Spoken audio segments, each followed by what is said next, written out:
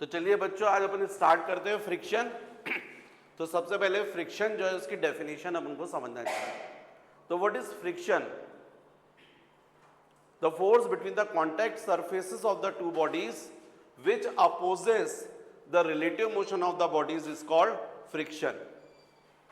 The force between the contact surfaces of the two bodies which opposes the relative motion of the bodies is called friction. यदि मान लीजिए कोई ये block है, इसको किसी फ्लोर पर आपने रखा तो इनके कॉन्टैक्ट सरफेसेस के बीच में एक फोर्स प्रोड्यूस हो जाता है जो इस बॉडी के मोशन का अपोज करता है।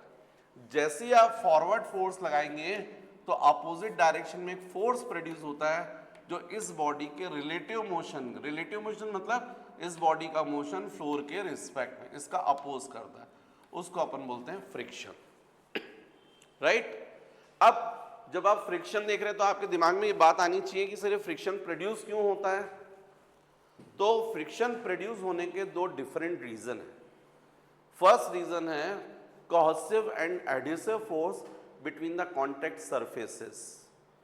फर्स्ट रीजन जो है कॉज ऑफ फ्रिक्शन। फर्स्ट तो बच्चों डेफिनेशन जैसे मैंने बताया, नेक्स्ट में आपको बता रहा हूं कॉज ऑफ फ्रिक्शन। फ्रिक्शन क्यों प्रोड्यूस होता है? तो उसका जो रीजन है, ये जो कॉन्टैक्ट बॉडीज होती हैं इसके एटम्स मॉलिक्यूल्स और यहाँ पर जो फ्लोर है उसके मॉलिक्यूल, इनके बीच में लगने वाला कोहेसिव या एडहेसिव फोर्स जो प्रोड्यूस होता है, कोहेसिव एंड एडहेसिव फोर्स, वो रिस्पॉन्सिबल होता है फ्रिक्शन के लिए। अब आपके दिमाग में आ रहा है व्हाट इज कोहेसिव फोर्स? तो cohesive force means force of attraction between the similar molecules. जैसे स्टील ब्लॉक है, उसको आप स्टील फ्लोर पर ही रखते हो, या वुड ब्लॉक है वुड फ्लोर पे रखते हो, तो इसके मॉलिक्यूल भी वुड के और फ्लोर के मॉलिक्यूल भी वुड के, तो वुड को क्या करेगा? अट्रैक्ट करेगा। इस फोर्स को अपन बोलते हैं कोहेसिव फोर्स। लेकिन मान लीजिए स्टील का ब्लॉक है और वुड फ्लोर पर आप रखे हुए हो, तो दोनों के मॉलिक्यूल डिफरेंट हो गए, तो प्रैक्टिकली देखा गया है तब भी इनके बीच में क्या लगता है? अट्रैक्शन। अब ये जो अट्रैक्शन रहता है, अट्रैक्टिव फोर्स, उसको बोलते हैं अपन एडहेसिव फोर्स। तो what is cohesive force? Force of attraction between the similar molecules. And what is adhesive force? Force of attraction between the dissimilar molecule. Right? तो फ्रिक्शन प्रोड्यूस होने का जो रीजन है वो होता है ये कोहेसिव एंड एडहेसिव फोर्स।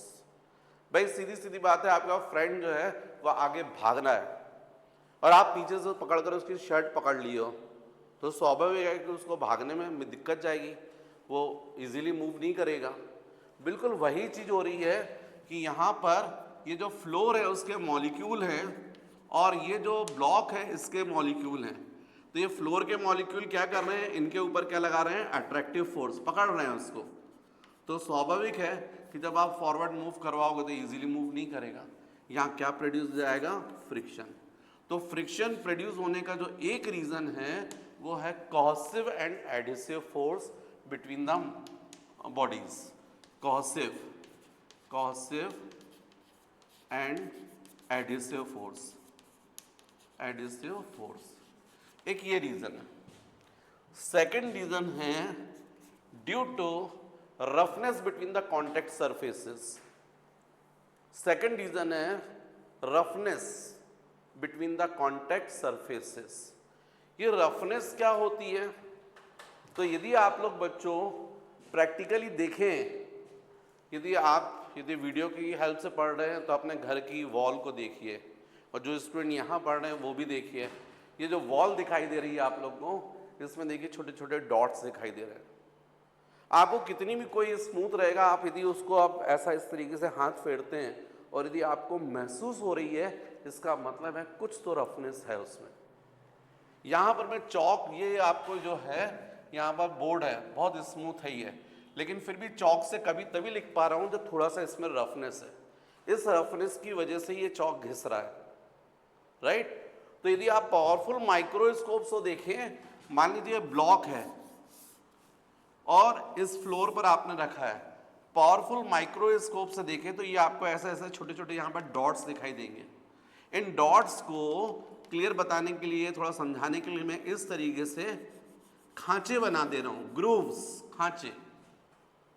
ऐसे ही जो फ्लोर है इस पर भी छोटे छोटे डॉट्स रहते हैं, जिनको समझाने के लिए मैं यहाँ भी ग्रूव्स बना दे रहा हूँ, खांचे। ये तो जैसे आप इस ब्लॉक को फ्लोर पर रखते हो तो इन ग्रूव्स के बीच में इंटरलॉकिंग हो जाती है, ये खांचों में फंस जाते हैं। और जब आप इसको मूव करवाते हो तो ये मूव नहीं करता, क्योंकि ये ग्रूव्स एक दूसरे के बीच में क्या हो जाती है, इंटरलॉकिंग हो जाती है। तो फ्रिक्शन प्रोड्यूस होने का जो रीजन है, सेकंड रीजन ये है due to roughness between the contact surfaces. आप देखिए जब रोड पर आप चलते हैं और आप देखिए यदि रोड पर यदि गिट्टी है, गिट्टी वाला रोड है, मतलब खांचे हैं, ग्रूव्स हैं, तो आपको चलने में मुश्किल होती है। पर यदि वही रोड यदि स्मूथ है तो थोड़ा सा इजीली चलते, क्योंकि फ्रिक्शन कम हो गया ना। तो ग्रूव्स के कारण क्या हो जाती है, इंटरलॉकिंग हो जाती है। तो फ्रिक्शन प्रोड्यूस होने के जो डिफरेंट टू रीजंस हैं, उसमें से फर्स्ट रीजन है due to cohesive and adhesive force, and second due to roughness between the contact surfaces. Roughness, right.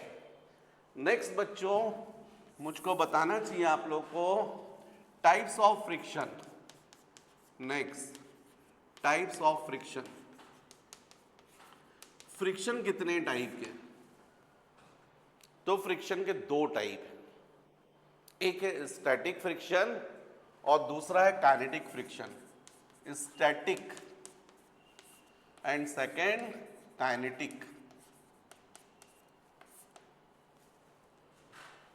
Static friction and kinetic friction. Static friction generally हम लोग F से denote करते हैं, kinetic friction अपन F के से। Small F जो है वो फ्रिक्शन फोर्स को बता रहा है। तो what is static friction? Friction between the contact surfaces of the two bodies when the bodies are in rest। जब बॉडीज रेस्ट में होती हैं तो उनके कांटेक्ट सरफेसेस के बीच में जो फोर्स लग रहा है, जो मोशन का अपोज कर रहा है, उस फ्रिक्शन फोर्स को अपन बोलते हैं static friction. Kinetic friction, friction between the contact surfaces when the bodies are in motion is called kinetic friction। लेकिन जैसे ही मैं ये समझाता हूं तो कुछ बच्चों को कंफ्यूजन खड़ा हो जाता है, कुछ प्रॉब्लम आ जाती है, डाउट खड़ा हो जाता है कि सर रेस्ट में फ्रिक्शन वर्क करता है क्या?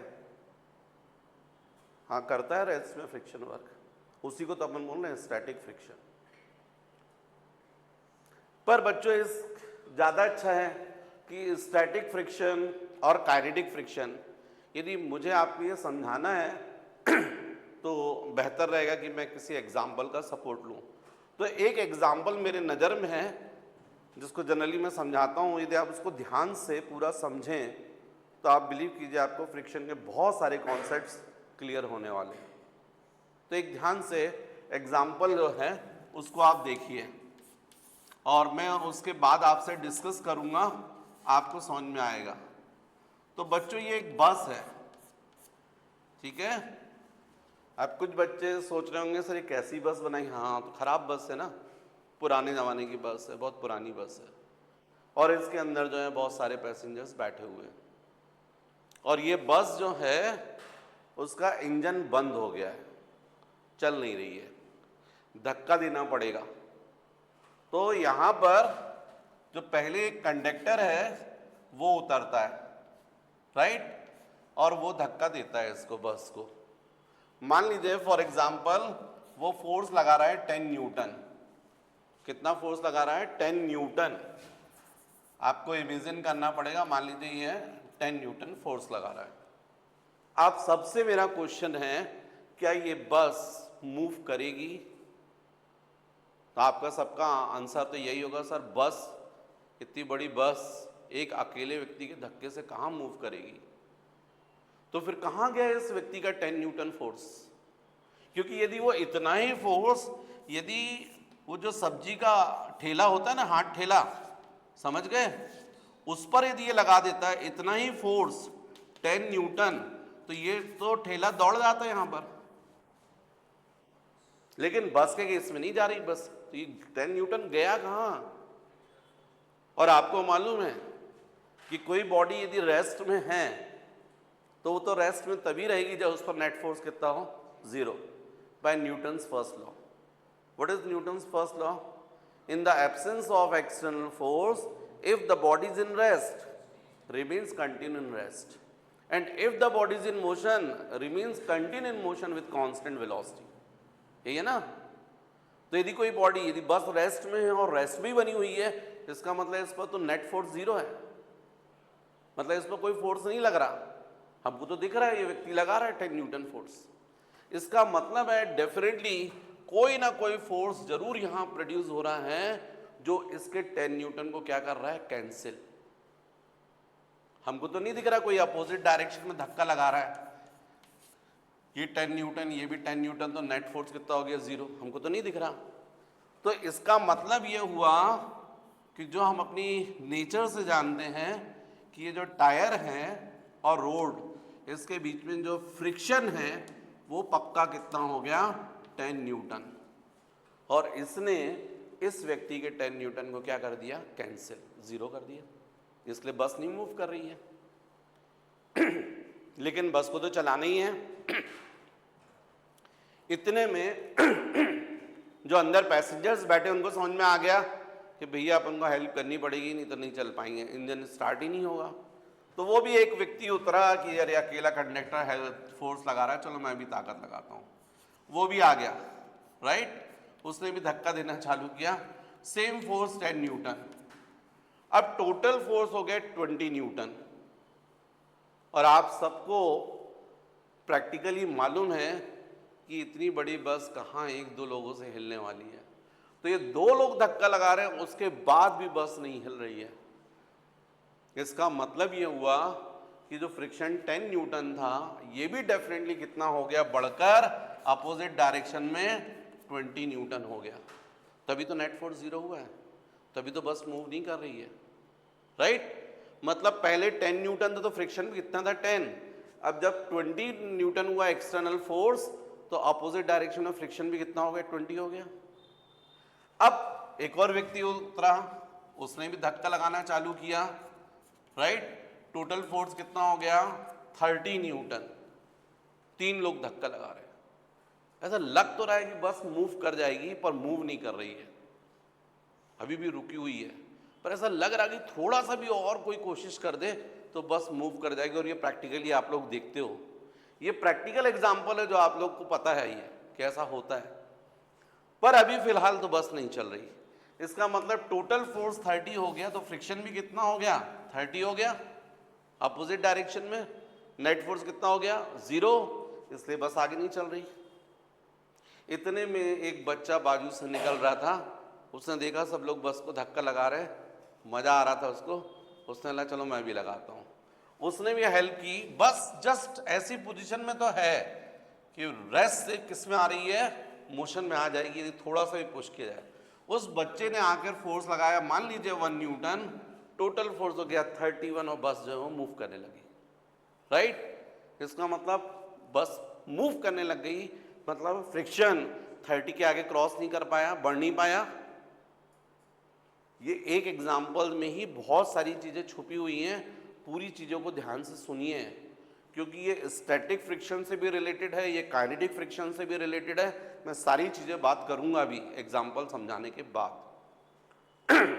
तो ये बस जो है वो मूव करने लग गई, तीनों लोग धक्का लगा रहे हैं, वो बच्चा भी लगा रहा है, 31 न्यूटन हो गया। इसका मतलब फ्रिक्शन 30 को क्रॉस नहीं कर पाया। लेकिन ये जब सब धक्का लगा रहे थे तो बस मूव कर रही थी, इंजन स्टार्ट नहीं हो रहा। उसमें जो पहले नंबर का व्यक्ति था वो थक गया, क्योंकि बहुत पहले से लगा रहा है। अब चूंकि वो बस रेस्ट से मोशन में आ चुकी है, इसलिए वो हट गया।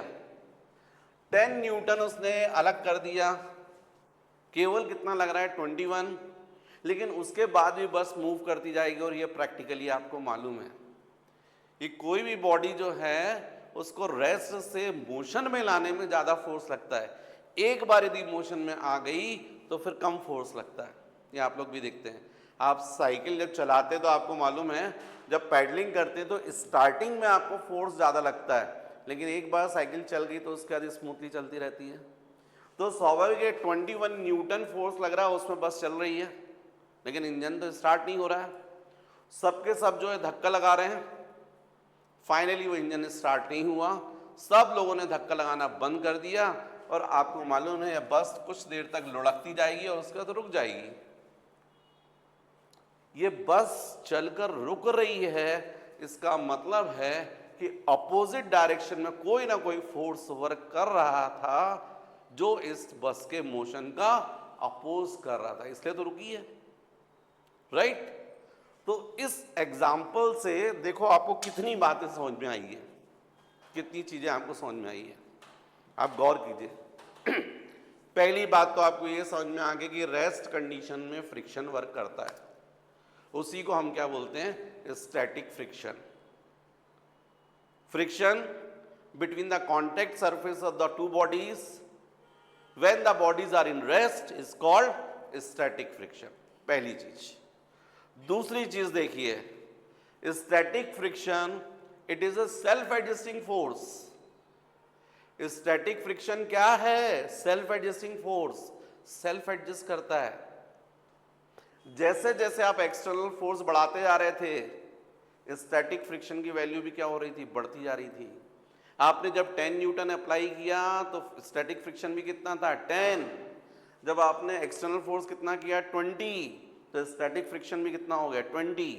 जब आपने फोर्स एक्सटर्नल फोर्स 30 किया तो स्टैटिक फ्रिक्शन भी कितना हो गया, 30, बढ़ रहा है। इससे एक बात और आपको क्लियर हुई कि इसका मतलब स्टैटिक फ्रिक्शन जो है वो कैसा फोर्स है, self adjusting force, self adjust होता है। एक्सटर्नल फोर्स बढ़ाओगे तो स्टैटिक फ्रिक्शन भी क्या होता जाएगा, बढ़ता जाएगा, लेकिन कब तक, एक लिमिट तक, एक मैक्सिमम लिमिट तक, उसके बाद नहीं बढ़ेगा। वो जो मैक्सिमम लिमिट है उसको हम बोलते हैं लिमिटिंग फ्रिक्शन, उसको हम बोलते हैं लिमिटिंग फ्रिक्शन। इस एग्जाम्पल में लिमिटिंग फ्रिक्शन की वैल्यू यदि मैं आपसे पूछूं बताओ कितनी है, तो आपका आंसर होना चाहिए 30 न्यूटन। और इसी स्टेट को अपन बोलते हैं लिमिटिंग इक्विलिब्रियम। लिमिटिंग इक्विलिब्रियम का मतलब है कि वो स्टेट जिस स्टेट में बॉडी जस्ट रेस्ट से किस में आती है, मोशन में। थोड़ा सा भी एक्सटर्नल फोर्स आपने बढ़ाया और बॉडी रेस्ट से किस में आ जाएगी, मोशन में। इसको बोलते हैं लिमिटिंग इक्विलिब्रियम। और इस कंडीशन में जो फ्रिक्शन होता है उसको अपन बोलते हैं लिमिटिंग फ्रिक्शन, या maximum value of static friction is called limiting friction and this state is called limiting equilibrium, right. उसके बाद देखिए आप, उसके बाद नेक्स्ट कॉन्सेप्ट देखिए, जैसे बस मोशन में आई तो दो लोग धक्का लगा रहे थे, बच्चा बस लुढ़क रही थी।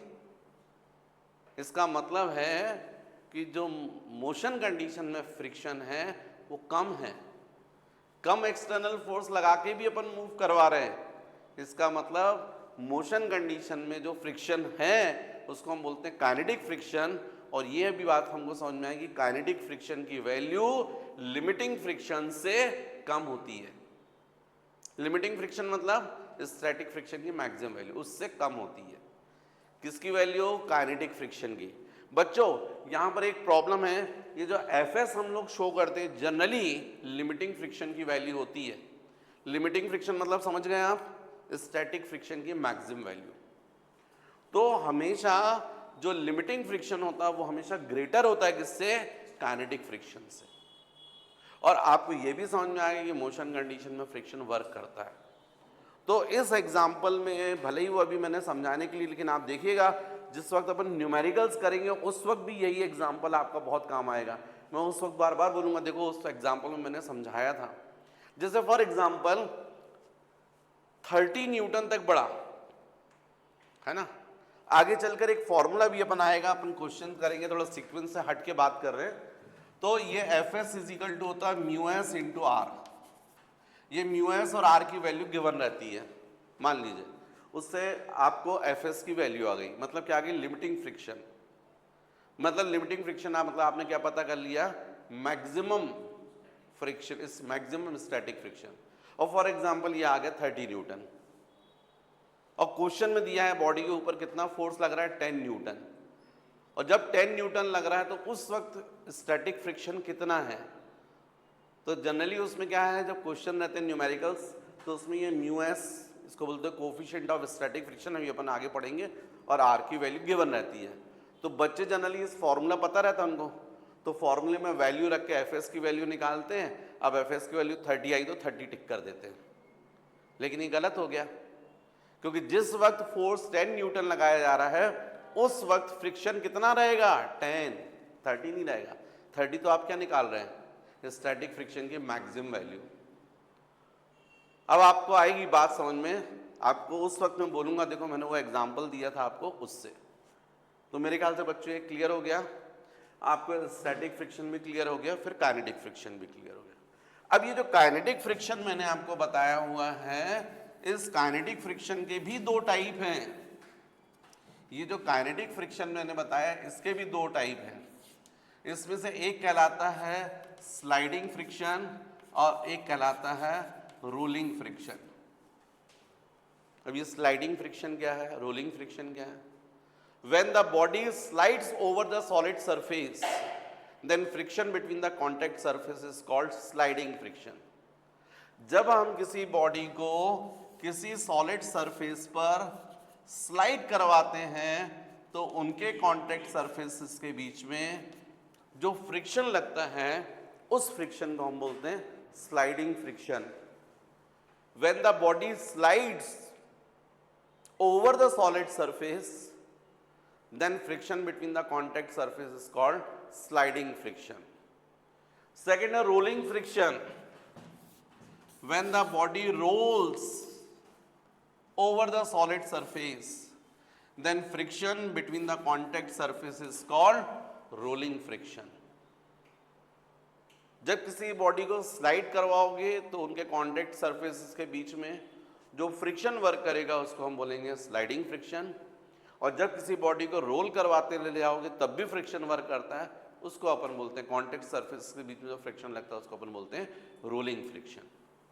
अब यदि मैं आपसे क्वेश्चन करूं, बताओ कौन सा फ्रिक्शन ज्यादा रहता है, किस फ्रिक्शन की मैग्नीट्यूड ज्यादा रहेगा, स्लाइडिंग फ्रिक्शन का कि रोलिंग फ्रिक्शन का? भाई जिस फ्रिक्शन की वैल्यू ज्यादा होगी तो आपको उस बॉडी को मूव करवाने में ज्यादा फोर्स लगाना पड़ेगा। तो मुझे बताओ कौन सा फ्रिक्शन ज्यादा होता है? किसी बॉडी को स्लाइड करवाना आसान है कि रोल करवाना आसान है? स्लाइड करवाना आसान है, रोल करवाना टफ है। ओके, मतलब यदि आप पैदल जा रहे हो, आपके पास में साइकिल है, आप अपने दोस्त के साथ गप्पे करते हुए जा रहे हो, चलाते हुए नहीं जा रहे हो, पैदल पैदल जा रहे हो, साइकिल का हैंडल पकड़े हुए हो और मजे से दोनों गप करते हुए जा रहे हैं। इतने में आपका कोई दूसरा दोस्त है, एक और दोस्त है, वो आता है दौड़ के और पीछे धीरे से आपके लॉक रहता है साइकिल में, उसको लगा देता है, चाबी निकाल लेता है, राइट? मजाक कर रहा है आपके साथ, आप उसको बोलते हैं यार दे दे यार चाबी यार, वो बोलता नहीं दे रहा है। थोड़ी देर तक तो आप उससे मांग रहे हो, जब नहीं दे रहा है तो फाइनली डिसाइड करते हैं कि चलो ठीक है अब हम ऐसे ही ले जाएंगे। लॉक लगा हुआ है साइकिल में और आप साइकिल क्या कर रहे हैं, घसीट रहे हैं, स्लाइड करके ले जा रहे हैं ना। थोड़ी देर तक आप घसीटते ले गए, वो खड़े होकर हंस रहा है, मजा ले रहा है। जब उसको लगा कि अब कोई मतलब नहीं है, कोई फर्क नहीं पड़ रहा है, ये तो घसीटे जा रहे हैं, साइकिल को ले जा रहे हैं, थोड़ी देर बाद आकर लॉक खोल देता है और फिर तीनों जो हैं वो आराम से जाते रहते हैं, गप करके जाते जाते हैं। अब मुझे बताइए किस कंडीशन में आपको ज़्यादा मेहनत लगी? स्लाइड करने की कंडीशन में। जब पहले उसने लॉक लगा दिया था तब वो स्लाइड करवा के ले जा रहे थे, तब मुश्किल हो रहा था ना, बाद में तो आसान हो गया। इसका मतलब कौन सा फ्रिक्शन ज्यादा था? स्लाइडिंग फ्रिक्शन ज्यादा था। बाद वाली कंडीशन में क्या आ गया? Rolling friction. इसका मतलब रोलिंग फ्रिक्शन की वैल्यू क्या होती है? कम होती है। तो हमेशा स्लाइडिंग फ्रिक्शन ग्रेटर होता है किससे? Rolling friction. जैसे लिमिटिंग फ्रिक्शन ग्रेटर होता है किससे? काइनेटिक फ्रिक्शन से। लिमिटिंग फ्रिक्शन ग्रेटर होता है काइनेटिक फ्रिक्शन से, वैसे ही काइनेटिक फ्रिक्शन में स्लाइडिंग फ्रिक्शन ग्रेटर होता है किससे? रोलिंग फ्रिक्शन से। क्लियर? तो ये बच्चों कुछ बातें हैं, अभी अपन इसके आगे देखते हैं। पर तो बच्चों नेक्स्ट अपन को देखना चाहिए लॉज ऑफ स्टैटिक फ्रिक्शन। तो जो मैंने एग्जांपल दिया उससे आपको क्लियर है कि स्टैटिक फ्रिक्शन एक्चुअली में क्या है? It is a self adjusting force. मैंने आपको एग्जांपल दिया था, उसमें आपको क्लियर था कि स्टैटिक फ्रिक्शन क्या है? It is a self adjusting force. ये क्या है? फर्स्ट लॉ यही रहेगा, it is a self adjusting force. Self adjusting force, ये फर्स्ट लॉ हो गया। सेकेंड लॉ, फ्रिक्शन जो है वो किस पर डिपेंड करता है? तो definitely on the contact area, contact area पर भी डिपेंड करता है। और second on the nature of the contact surfaces, nature of contact surfaces, contact surfaces दोनों पर डिपेंड करता है। भाई आपको मालूम है आपकी गाड़ी जो है जब चल रही है और इसमें पूरी हवा अच्छी भरी हुई है टायर में, तो स्मूथ चलती है क्योंकि कॉन्टैक्ट एरिया कम हो जाता है, रफनेस कम हो जाएगी। ज़्यादा कम हवा होगी तो डेफिनेटली आपको मालूम है कम हवा में जो टायर होता है उसका कांटेक्ट बढ़ जाता है। तो कांटेक्ट एरिया ज़्यादा हो जाता है तो फ्रिक्शन ज़्यादा हो जाता है, इससे वो गाड़ी आपकी भारी चलने लगती है क्योंकि फ्रिक्शन बढ़ जाता है। ऐसे ही यदि रोड स्मूथ है तो इजीली चलती है गाड़ी, लेकिन यदि वही रोड रफ है तो ज़्यादा फ्रिक्शन लगता है। ज़्यादा गिट्टी वाले रोड पर आप चलाते हैं, फ्रिक्शन ज़्यादा होता है। मतलब यदि नेचर चेंज कर दोगे तो फ्रिक्शन भी क्या हो जाता है? चेंज हो जाता है। तो इसलिए फ्रिक्शन दोनों पर डिपेंड करता है, कॉन्टैक्ट एरिया पर भी डिपेंड करता है and second on the nature of the contact surface. और थर्ड बच्चों, जो स्टैटिक फ्रिक्शन है या अपन लिमिटिंग फ्रिक्शन बोलने ज़्यादा अच्छा है, limiting friction, it is directly proportional to normal reaction. ये लिमिटिंग फ्रिक्शन जो होता है वो डायरेक्टली प्रोपोर्शनल होता है नॉर्मल रिएक्शन के। जितना ज़्यादा नॉर्मल रिएक्शन रहेगा उतना ज़्यादा लिमिटिंग फ्रिक्शन की वैल्यू भी ज़्यादा होगी। अब ये नॉर्मल रिएक्शन क्या है तो मैंने आपको पहले भी लॉज ऑफ मोशन में भी समझाया है, पर एक बार मैं फिर समझा देता हूँ। मैंने आपको बार बार बताया है बॉडी को जिस प्लेन पर रखते हो उस प्लेन पर जो परपेंडिकुलर फोर्स लगता है, प्लेन के परपेंडिकुलर जो फोर्स लगता है उसको हम लोग बोलते हैं नॉर्मल रिएक्शन, उसको हम लोग बोलते हैं normal reaction, right. For example जैसे मैंने आपको समझाया है कि मान लीजिए आप यहाँ पर खड़े हैं तो आपको मालूम है आपका वेट किस तरफ वर्क कर रहा है? Vertically downward.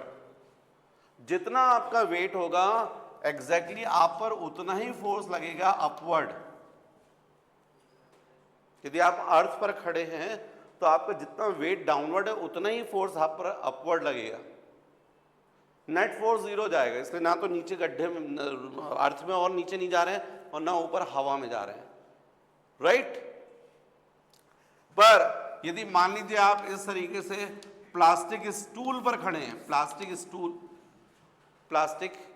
स्टूल है, उसके ऊपर मान लीजिए आप खड़े हैं यहाँ पर, ये इस तरीके से, और ये स्टूल अच्छा खासा मजबूत है, तो आपका वेट यदि डाउनवर्ड 10 न्यूटन है तो ये स्टूल भी इसके ऊपर क्या लगा देगा? इतना ही फोर्स 10 न्यूटन, तो आप खड़े रहेंगे।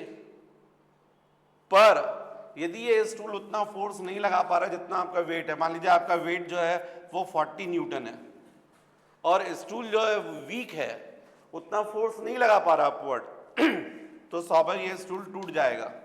कितने फोर्स से? 30 न्यूटन से। 40 में से 10 चला जाएगा लेकिन 30 डाउनवर्ड लग जाएगा, स्टूल टूट जाएगा, राइट। तो ये जो नॉर्मल रिएक्शन होता है ये हमेशा कैसा होता है? Perpendicular to plane. यदि ऐसे इंक्लाइन प्लेन पर आप हैं तो अब नॉर्मल रिएक्शन ऐसा होगा, आर ऐसा होगा, ये नॉर्मल रिएक्शन ऐसा होगा इस प्लेन के परपेंडिकुलर।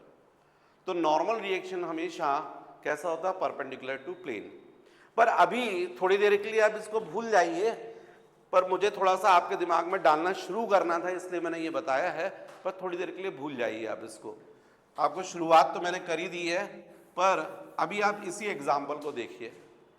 अब मेरा आपसे क्वेश्चन ये है कि मैंने आपको यहां पर बोला है कि limiting friction it is directly proportional to normal reaction, मतलब जितना नॉर्मल रिएक्शन बढ़ता जाएगा उतना फ्रिक्शन भी बढ़ता जाएगा, लिमिटिंग फ्रिक्शन भी बढ़ता जाएगा, मतलब बॉडी को रेस्ट से मोशन में लाना उतना टफ होता जाएगा। तो प्रैक्टिकली आप सोच कर देखो, आपको मेरी बात समझ में आ जाएगी। आप देखो साइकिल जो है उसके ऊपर आप सीट पर बैठते हैं, साइकिल को चलाने की कोशिश करते हैं, आपको फोर्स लगाना पड़ता है, पेडलिंग करना पड़ता है, ताकत लगानी पड़ती है, लेकिन जैसे आप चलाने को चाह ही रहे थे इतने में आपका एक दोस्त आया दौड़ता हुआ और वो आपके साइकिल के डंडे पर बैठ गया। अब आपको पेडलिंग करनी है तो आपको मालूम अब ज़्यादा फोर्स लगाना पड़ेगा। क्यों ज़्यादा फोर्स लगाना पड़ेगा? क्योंकि एक्चुअल में साइकिल पर वेट क्या हो गया, बढ़ गया। वेट बढ़ने से क्या बढ़ा, नॉर्मल रिएक्शन, और नॉर्मल रिएक्शन के बढ़ने से क्या बढ़ गया, लिमिटिंग फ्रिक्शन। क्योंकि मैं बता रहा हूं limiting friction it is directly proportional to normal reaction. Normal reaction बढ़ेगा तो लिमिटिंग फ्रिक्शन भी बढ़ेगा, तो लिमिटिंग फ्रिक्शन के अगेंस्ट आपको ज्यादा फोर्स लगाना पड़ेगा। लेकिन जैसे आप साइकिल चलाने वाले थे और इतने में एक और दोस्त दौड़ते हुए आया और पीछे कैरियर पे बैठ गया। अभी आप साइकिल चला ही नहीं पा रहे थे, पहले खुद चल जाने की कोशिश कर रहे थे, ताकत लग रही थी, इतने में एक दोस्त आया, वो साइकिल के डंडे में बैठ गया। चलो आपका मन मना कि चलो दो लोग हो गए, बात खत्म हो गई। आप जैसे ही पैडलिंग करने गए में एक और दोस्त आया, वो आके साइकिल के कैरियर में बैठ गया। अब आप चिल्ला रहे हो कि यार उतरो, हमसे नहीं बनेगी। सब लोग बोले नहीं तुम ताकत लगाओ बनेगी, लेकिन आपको मालूम है अब आपको ज्यादा मेहनत करनी पड़ेगी, ज्यादा फोर्स लगाना पड़ेगा। एक्चुअली में साइकिल में हुआ क्या, क्योंकि फोर्स आप किसके अगेंस्ट लगा रहे हो, फोर्स तो आप फ्रिक्शन के अगेंस्ट लगा रहे हो। साइकिल को चलाने के लिए जो भी आप फोर्स लगा रहे हो वो किसके अगेंस्ट लगा रहे हो, फ्रिक्शन। और बढ़ क्या रहा है साइकिल पर, वेट। साइकिल पर वेट बढ़ने से क्या बढ़ता है, नॉर्मल रिएक्शन, और नॉर्मल रिएक्शन के बढ़ने से क्या बढ़ता है, फ्रिक्शन। इसीलिए एक्चुअली में limiting friction it is directly proportional to normal reaction. आप रिएक्शन बढ़ाते जाएंगे, फ्रिक्शन की वैल्यू भी बढ़ती जाएगी। तो बच्चों ये थर्ड लॉ है स्टैटिक फ्रिक्शन का, लिमिट। अच्छा मैं फिर से बार बोल रहा हूं आपको, एफएस याद रखो, ये एफएस क्या निकलता है फॉर्मूले से, फ्रिक्शन, स्टैटिक फ्रिक्शन की मैक्सिमम वैल्यू। अब इसी एफएस को यदि हम इक्वल करते हैं तो ये होता है म्यू एस इंटू आर। यदि हम इसको इक्वल करते हैं तो हम एक कांस्टेंट से मल्टीप्लाई करते हैं, इस कांस्टेंट को अपन बोलते हैं म्यू, म्यू एस। ये कांस्टेंट की जो वैल्यू है ये डिपेंड करती है जो दोनों सरफेस कांटेक्ट में हैं उनके नेचर पर। तो जनरली हम लोग को जब न्यूमेरिकल्स आते हैं तो इसकी वैल्यू हमको गिवन रहती है, इसको बोलते हैं कोफिशिएंट ऑफ फ्रिक्शन। क्या बोलते हैं, coefficient of friction, and it's value is depends on the nature of the contact surfaces, right. तो कभी भी किसी बॉडी पर एक्चुअल फ्रिक्शन, लिमिटिंग फ्रिक्शन की वैल्यू कितनी है तो वो डिपेंड करता है इस म्यू की वैल्यू और आर पर। मान लीजिए सपोज फॉर एग्जांपल ये ट्रॉली है, इसका वेट है 30 न्यूटन, नॉर्मल रिएक्शन में मान लीजिए 30 न्यूटन। अब यहां फ्रिक्शन कितना लगेगा यदि वो निकालना है तो आपको यहां के लिए म्यू पता होना चाहिए। यदि मान लीजिए म्यू की वैल्यू फॉर एग्जांपल 0.3 है और ये 30 है, क्योंकि आपको मालूम नॉर्मल रिएक्शन की वैल्यू यहां पर 30 है, तो डेफिनेटली यहां पर एफ की वैल्यू आ जाएगी, फ्रिक्शन की वैल्यू आ जाएगी। और आप जब ये मल्टीप्लाई करेंगे, कैलकुलेशन करेंगे, तो जितना आ रहा उतना ही एक्चुअली में यहां पर क्या वर्क करता है, प्रैक्टिकली देखा गया है फ्रिक्शन की वैल्यू भी उतनी होती है। लेकिन यदि यहीं पर 0.4 हो जाए तो फ्रिक्शन की वैल्यू बढ़ गई। इसका मतलब फ्रिक्शन की वैल्यू किस पर डिपेंड कर रही है, म्यू पर। जितना ज्यादा म्यू रहेगा फ्रिक्शन की वैल्यू भी उतनी आएगी। इसका मतलब है कि जितना ज्यादा रफ सरफेस होता है उसके लिए म्यू की वैल्यू उतनी हाई रहती है, जितना स्मूथ सरफेस रहेगा उसके लिए म्यू की वैल्यू उतनी कम रहेगी, राइट। तो limiting friction it is directly proportional to normal reaction. This is third law. Therefore, Fs is equal to mu s into R, and this mu s is called coefficient of friction. Its value is depends on the nature of the contact surfaces. Clear? तो बच्चों next जो रहेगा तुम्हारे laws of kinetic friction आएगा. जैसे ये static देखा अपन ने, अब स्टैटिक के बाद होना चाहिए तुम्हारे काइनेटिक फ्रिक्शन. तो लॉज ऑफ काइनेटिक फ्रिक्शन में ये लॉ नहीं आएगा, क्योंकि आप लोग को मालूम है स्टैटिक फ्रिक्शन जो था वो सेल्फ एडजस्टिंग फोर्स था, काइनेटिक नहीं था. ये नहीं आएगा. तो इसमें फर्स्ट लॉ ये बनेगा. फिर kinetic friction it is depends on contact area and on the nature of contact surfaces.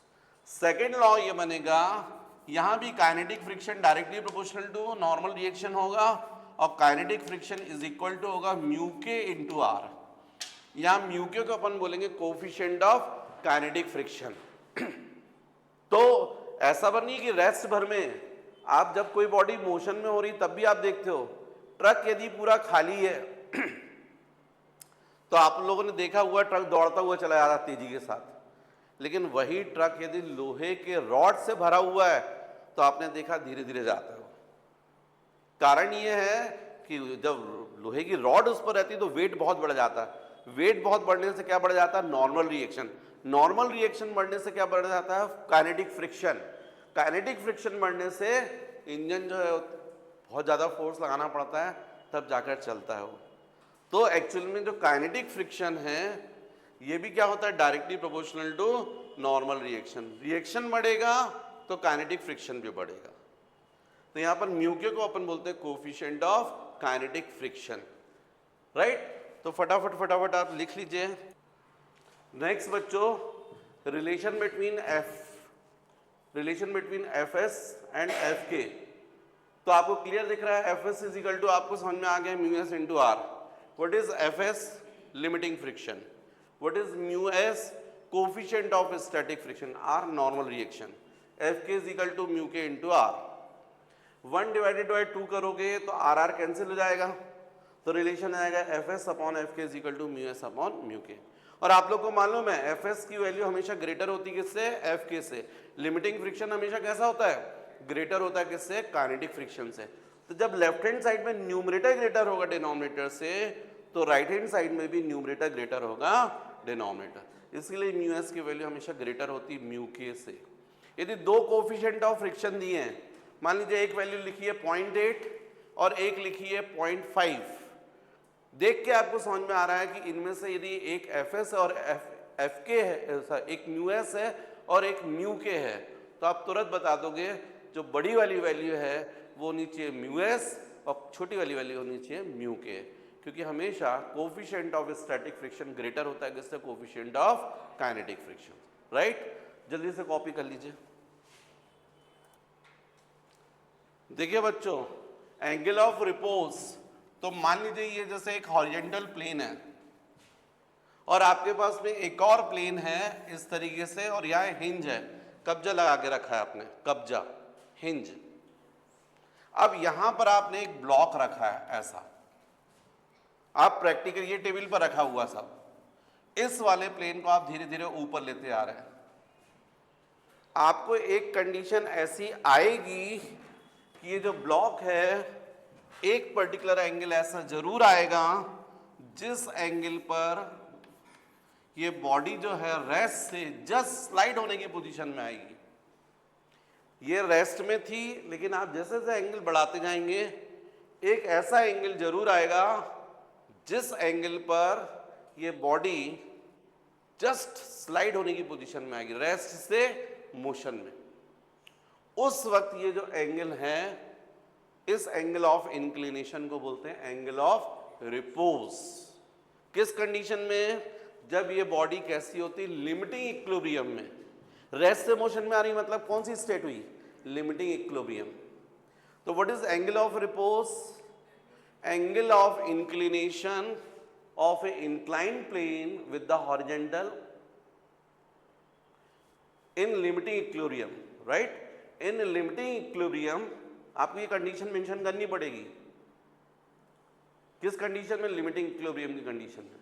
In limiting equilibrium angle of inclination of a inclined plane with the horizontal is called angle of repose, it is denoted by theta. अब question होता है कि ये theta की value कितनी होगी, तो आप निकाल सकते हैं।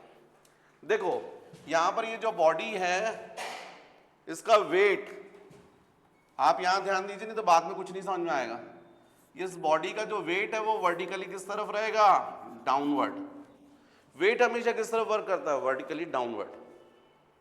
अब ये वेट मतलब फोर्स है ना, और फोर्स आप लोग को मालूम है, फोर्स को आप रिजॉल्व कर सकते हो उसके टू परपेंडिकुलर कंपोनेंट्स में। तो इस वेट को भी रिजॉल्व कर सकते हैं, एक ये वाला कंपोनेंट होगा और एक ये कंपोनेंट, टू परपेंडिकुलर कंपोनेंट। अब ये एंगल थीटा है तो ये एंगल भी थीटा होगा, मैंने कई बार प्रूफ करके बताया।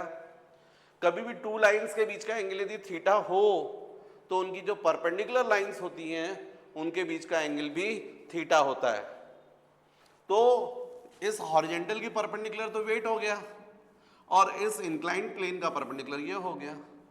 तो जब ये थीटा है तो ये भी थीटा होगा। कभी भी टू लाइंस के बीच का एंगल यदि थीटा हो तो उनकी परपेंडिकुलर लाइंस के बीच का एंगल भी थीटा होता है। हॉरिजेंटल के परपेंडिकुलर वेट दिख रहा है और इस इंक्लाइंड प्लेन के परपेंडिकुलर ये दिख रहा है।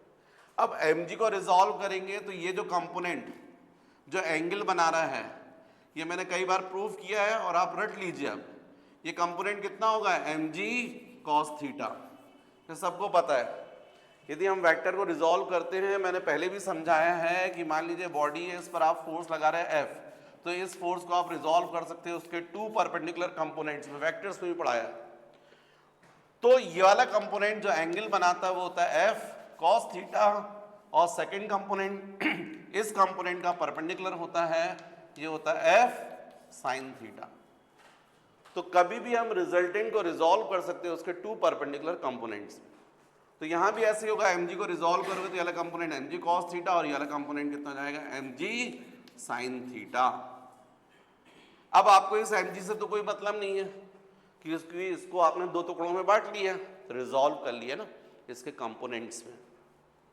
अब यहां पर आपको मालूम है क्या लगेगी, normal reaction perpendicular to plane, और अपोजिट डायरेक्शन में क्या लगेगा, फ्रिक्शन। फ्रिक्शन हमेशा मोशन के अपोजिट होता है। तो इस वक्त बच्चों जब मैंने इसको रिजॉल्व किया है, mg को तो आपको दिख रहा है, पर यदि अब mg को आप भूल जाइए तो देखिए इस ब्लॉक पर चार फोर्स वर्क कर रहे हैं। एक ये mg sin theta downward, F opposite direction में, mg cos थीटा प्लेन के परपेंडिकुलर डाउनवर्ड, और R जो है जस्ट अपवर्ड। और ये जो ब्लॉक है वो इक्विलिब्रियम में, रेस्ट में, मोशन में आने वाला है लेकिन रेस्ट में, मतलब इस पर नेट फोर्स कितना है, 0। इसका मतलब F इज इक्वल टू क्या हो गया, mg sin theta, F is equal to mg sin theta. और चूंकि लिमिटिंग इक्विलिब्रियम में, इसलिए इसको अपन क्या लिख सकते हैं, Fs, तो ये हो गया Fs। और नॉर्मल रिएक्शन किसके इक्वल हो गया, mg cos थीटा। देखो जब ब्लॉक हॉरिजेंटल प्लेन पर था तो वेट mg था, उसका नॉर्मल रिएक्शन क्या था, r, तो r किसके इक्वल था, mg के। लेकिन इंक्लाइंड प्लेन पर देखो ये r किसके इक्वल हो गया, mg cos थीटा के, राइट। तो अब आपके पास में ये इक्वेशन बन गए, तो ये हो गया 1 और ये हो गया 2। यदि हम 1 को डिवाइड कर दे 2 से तो Fs अपॉन R आ जाएगा, यहाँ पर mg sin theta upon mg cos theta आ जाएगा। Fs upon R is equal to mg sin theta upon mg cos theta. ये mg क्या हो गया, कैंसिल, और Fs अपॉन R को हम लोग क्या लिख सकते हैं, μs, क्योंकि अभी थोड़ी देर पहले आपने देखा है Fs इज इक्वल टू क्या होता है, μs इंटू R। तो Fs upon R is equal to क्या हो जाएगा, μs, और sine theta upon cos theta क्या हो जाएगा, tan थीटा। इसका मतलब थीटा इज इक्वल टू क्या लिख सकते हो आप, tan inverse μs, tan inverse μs। मतलब यदि दोनों कॉन्टेक्ट सरफेसेस के बीच का आपको म्यू पता है तो आप थीटा निकाल सकते हो इस फॉर्मूले से। इसी को अपन बोल रहे हैं एंगल ऑफ रिपोज। नेक्स्ट बच्चों, एंगल ऑफ फ्रिक्शन। तो देखिए कि यदि कोई बॉडी है और आप उसके ऊपर एक्सटर्नल फोर्स लगा रहे हैं, ये बॉडी है, तो आपको मालूम है इस बॉडी का वेट किस तरफ होगा, वर्टिकली डाउनवर्ड, और इस पर जो नॉर्मल रिएक्शन होगा वो किस तरफ होगा, अपवर्ड, है ना, ये तो आप समझ गए। और मान लीजिए इस बॉडी में फोर्स लगा रहा है फॉरवर्ड, तो आपको मालूम है फ्रिक्शन किस तरफ होगा, बैकवर्ड, रेस्ट कंडीशन में। धीरे धीरे आप एक्सटर्नल फोर्स बढ़ाते आ रहे हैं, एक सिचुएशन ऐसी आएगी जस्ट बॉडी रेस्ट से मोशन की स्टेट में आ जाएगी, उसको क्या बोलते हैं, लिमिटिंग इक्विलिब्रियम। अब इस लिमिटिंग इक्विलिब्रियम की कंडीशन में यदि मैं आपसे क्वेश्चन करूं कि जो नॉर्मल रिएक्शन और लिमिटिंग फ्रिक्शन है, इनका कोई ना कोई तो क्या होगा, रिजल्टेंट होगा ना, आर डैश। इन दोनों का क्या होगा यहाँ पर, रिजल्टेंट।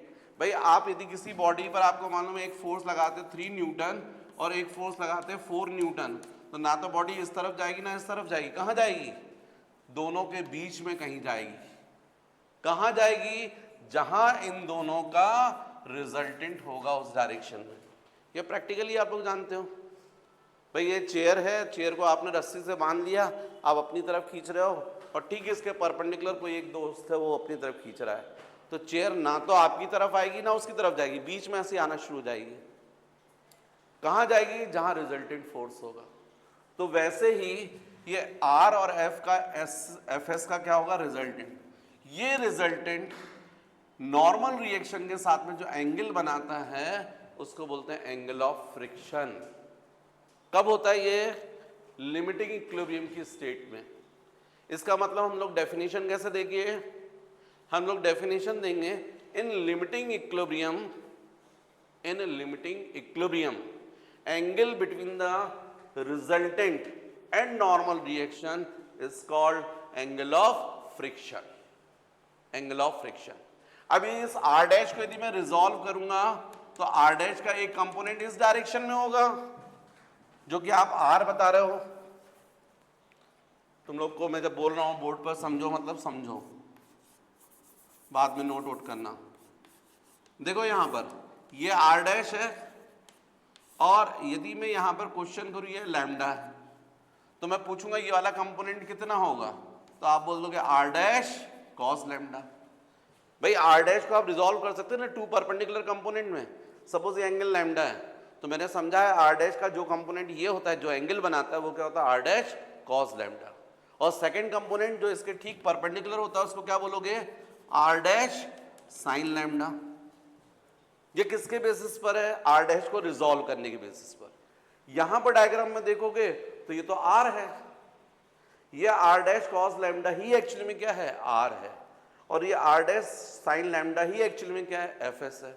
मतलब लिमिटिंग इक्विलिब्रियम की कंडीशन में बाय डायग्राम क्या बोलोगे, F S is equal to R dash sine lambda,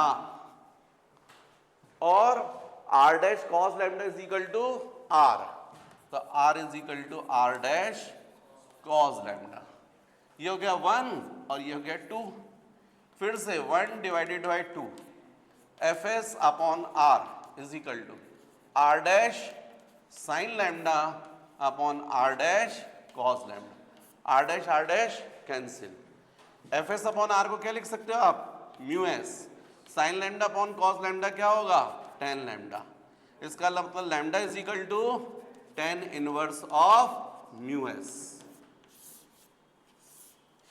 अभी थोड़ी देर पहले अपन ने प्रूव किया था एंगल ऑफ रिपोज के लिए, यदि अपन बोलते हैं इसको सपोज ये 3, और अपन को मालूम था since theta is equal to tan inverse mu S, ये देखा था ना, ये 4, तो बाय 3 and 4 theta is equal to of lambda. मतलब एंगल ऑफ फ्रिक्शन और एंगल ऑफ रिपोज कैसे होते हैं, इक्वल होते हैं, राइट।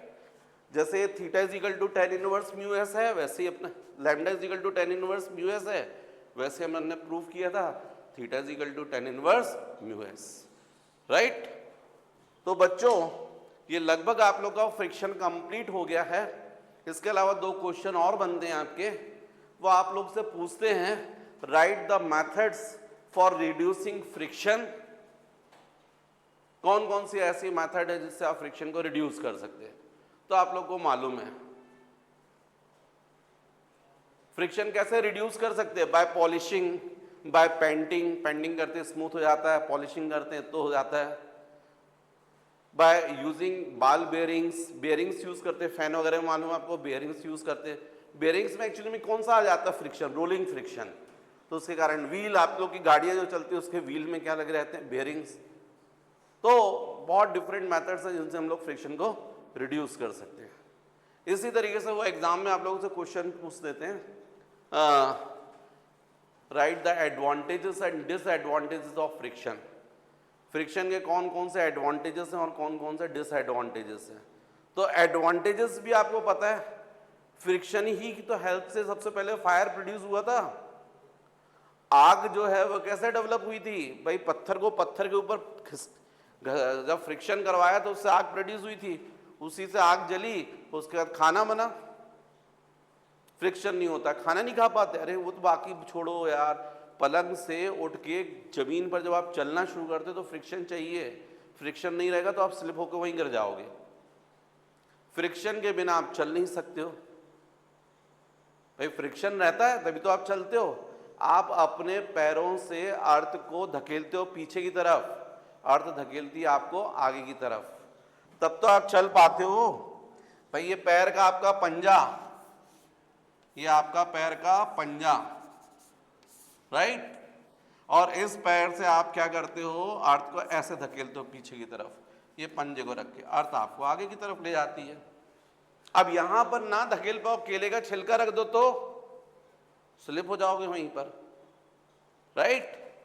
तो आप चलना फ्रिक्शन की वजह से, खाना खाना चबाते हो ना दांतों से, तब तो एक्चुअली में खाना चबता है, तब तो, नहीं तो कहाँ तुम्हारे पेट में जा ही नहीं पाएगा। तो फ्रिक्शन की हेल्प से खाना खा पाते हो, फायर प्रोड्यूस होता है। बहुत सारे फ्रिक्शन के एडवांटेजेस हैं, बहुत सारे डिसएडवांटेजेस भी हैं। ज़्यादा फ्रिक्शन होता है तो गाड़ी में ज़्यादा फ्यूल लगता है, गाड़ी स्मूथ नहीं चल पाती है, फ्रिक्शन ज़्यादा लगता है।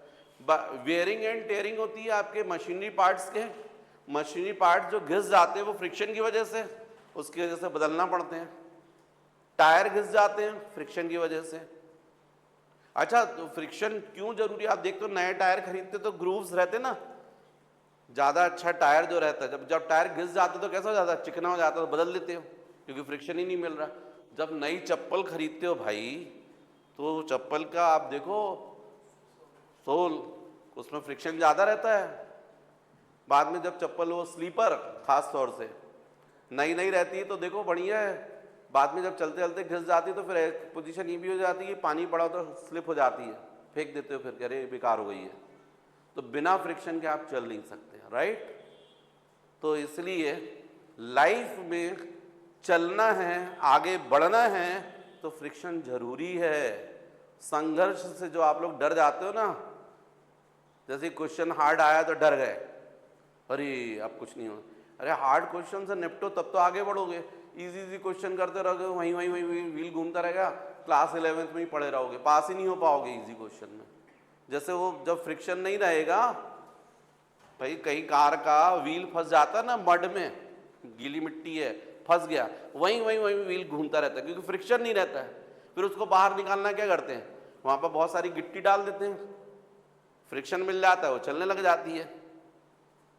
अब आप सोचो कि यदि आप क्वेश्चन नहीं कर रहे, पढ़ाई नहीं कर रहे, इतना इजी है, कोई संघर्ष नहीं है, पर आपका व्हील वहीं घूम रहा है, क्लास 11th में पढ़ा रहेगा, 11th से 12th में जाना है, 12th से आगे JEE करना है, तो अच्छे क्वेश्चन करना पड़ेंगे, पढ़ना पड़ेगा, फ्रिक्शन लाना पड़ेगा, नहीं तो आपकी गाड़ी आगे नहीं बढ़ेगी, राइट। तो गाड़ी को आगे बढ़ाना है तो क्या चाहिए? फ्रिक्शन। ठीक है बच्चों।